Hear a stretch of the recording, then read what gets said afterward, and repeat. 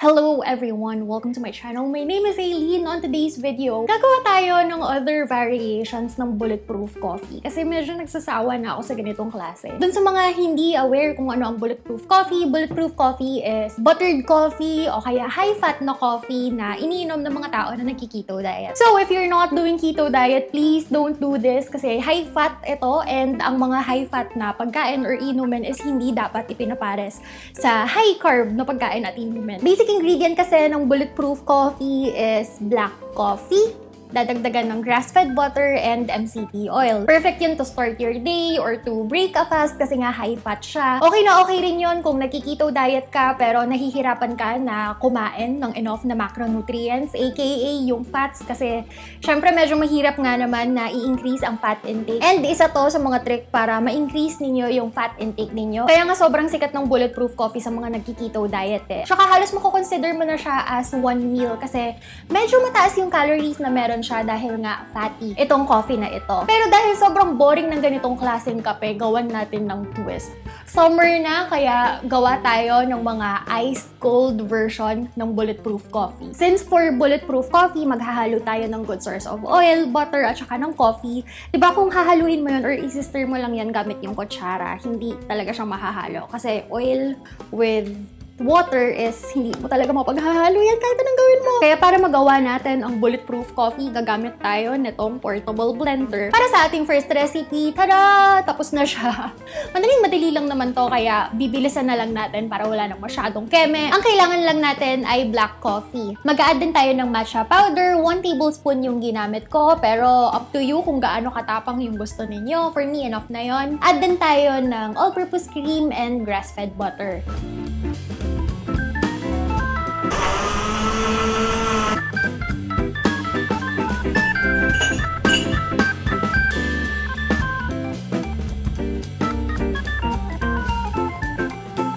Para naman sa butter, meron kayong other options. Pwede kayong gumamit ng ghee.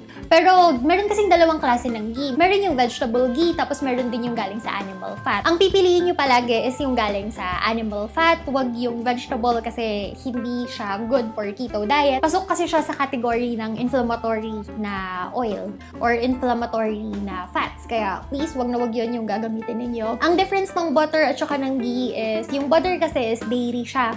Yung ghee, ang process kasi ng paggawa ng ghee is papakuluan mo yung butter. Kapag kasi pinakuluan mo yung butter, magsaseparate siya into two. Yung isang part, yun yung part kung saan nandoon yung dairy ng butter. Tapos yung other part naman, yun na yung ghee na tinatawag. So, kung lactose intolerant kayo or kung meron kayong sensitivity sa dairy, pwede kayong gumamit ng ghee as an alternative. That's it! Ilagay nyo lang siyang lahat sa inyong blender, tapos i-onin nyo para mag-mix and meron na kayong matcha, coffee, bulletproof, kung ano yung gusto nyong itawag sa kanya. Optional ingredient is sweetener. Pwede kayong maglagay ng sweetener kung hindi pa kayo sanay dun sa mapait na lasa.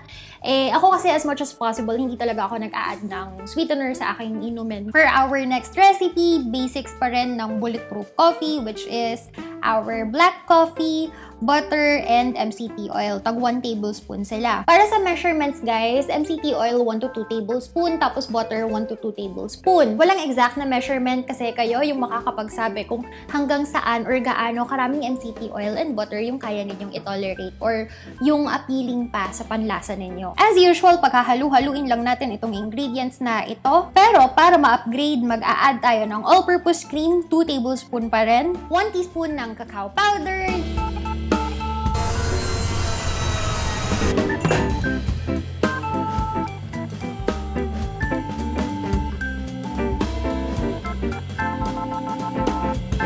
nag-add ako ng vanilla doon sa recipe na yon pero hindi ko pala na-film. Yung pag-add ng vanilla is optional pero try nyo guys kasi mas masarap siya kapag may vanilla.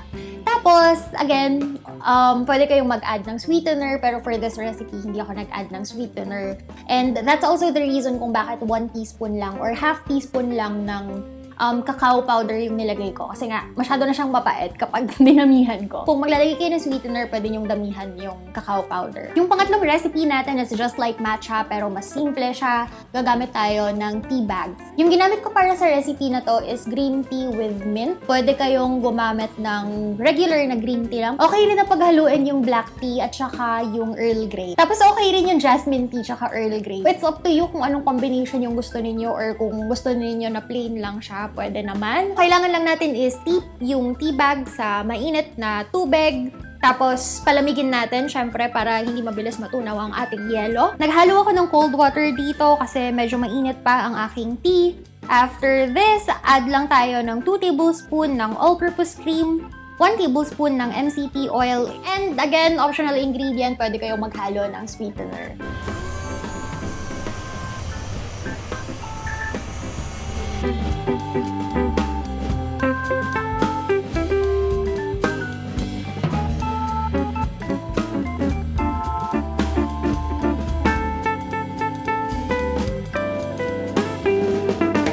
Matcha and kung ano-anong type ng tea, oolong, Earl Grey, black tea, green tea, mint, anything, any tea is a good alternative for coffee kasi. Parehas sila na may caffeine, kaya lang hindi magkaka-level ang kanilang caffeine. With coffee kasi, kapag uminom ka niyan, biglang aangat yung energy mo, tapos bigla rin siyang bababa. Unlike with caffeine from tea, yung pag-angat niya, gradual lang. Kaya kung hindi kayo coffee drinker, okay lang naman yun eh. Pero yung iba kasi, nag-worry sila na, hindi ako coffee drinker eh, paano ako gagawa ng bulletproof coffee? Eto na yon guys, eto na yon. Subukan ninyo, masarap to. For our last recipe, simpleng-simple lang. Add lang tayo ng 1/2 cup ng water, coconut milk. 1/2 cup lang talaga yung kailangan, pero favorite ko kasi itong recipe na to with maraming coconut milk, kaya naparami yung lagay. 1 to 2 tablespoon ng cacao powder, 1 teaspoon ng vanilla, 1 tablespoon ng MCT oil, butter, and sweetener. Yes, this time, naghalo ako ng sweetener kasi mapait siya. Hindi ko gusto tong recipe na to na walang sweetener eh. Ito yung isa sa mga exceptions ko pagdating sa sweetener.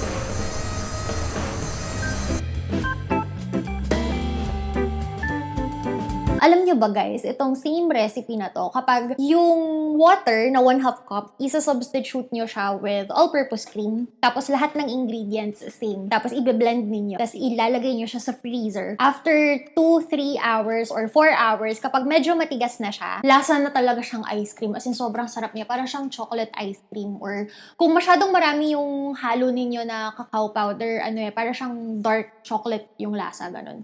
Try ninyo. Gusto ko sana siyang gawin para sa video na to, kaya lang naisip ko, teka, bulletproof coffee yung team namin eh. Bakit ako gagawa ng ice cream? Kung gusto niyo na parang gelato, yung creamy siya, ganun. Kapag tumigas na, i-blend nyo ulit. Tapos magiging super creamy siya, parang siyang smoothie / gelato / sobrang sarap. By the way guys, kung wala pala kayong blender, okay lang yan kasi meron naman tayong mga other alternatives. Number 1 dyan is itong frother. So ilalagay nyo lang lahat ng ingredients sa inyong baso, tapos isasawsaw and magmimix na yan. Mas mahal ang inyong frother, mas maganda ang paghalo niyan. Yung sa akin kasi lang to, tag 88 pesos, kaya medyo hindi siya nakakahalo ng maganda, kaya ang ginamit ko is yung portable blender. Second option is pwede rin na gumamit na lang kayo ng tumbler. Gagamitin ko pa rin ito as an example kasi wala akong tumbler na available. Ano ba yan? Nahuhulog ako. Pero ang gagawin nyo lang rin is ilalagay nyo lang lahat ng ingredients sa baso, tapos seal. Make sure lang syempre na spill-proof yung tumbler na gagamitin ninyo, ha? Tapos, i-shake nyo lang. Kaya lang, syempre, dahil sinishake nyo lang siya, hindi siya kagaya ng mga blender na kaya niyang gilingin yung buo-buong butter. So, make sure na yung butter na gagamitin ninyo is tunaw na. Or, pwedeng i-skip nyo na lang yung paglagay ng butter para mamimix nyo siya ng maayos. Kung wala kayong spill-proof na tumbler, pwede rin kayong gumamit ng Tupperware. Di ba may mga Tupperware na spill-proof din? Or, pwede rin kayong gumamit ng mason jar. Mason jar kasi kagaya nitong tumbler na to, meron din siya nung rubber sa loob, kaya yung iba sa kanila or majority sa mga mason jar is spill-proof din. So, pwede nyo gamitin yun, tapos ilagay nyo lang lahat ng ingredients and shake. Pero syempre, better option pa rin kung meron kayong blender kasi mas convenient siya. So, kung interested kayo sa product na ito, meron akong ibibigay na discount code sa inyo para ma-avail nyo siya with 10% discount. Yung link nasa description, click nyo lang yon, tapos mapupunta kayo dun sa page na pwede nyo siyang ma-avail, and please, please, please don't forget to use this promo code para sa inyong 10% discount. Yung isang set ng portable blender na to is naglalaman ng syempre, portable blender.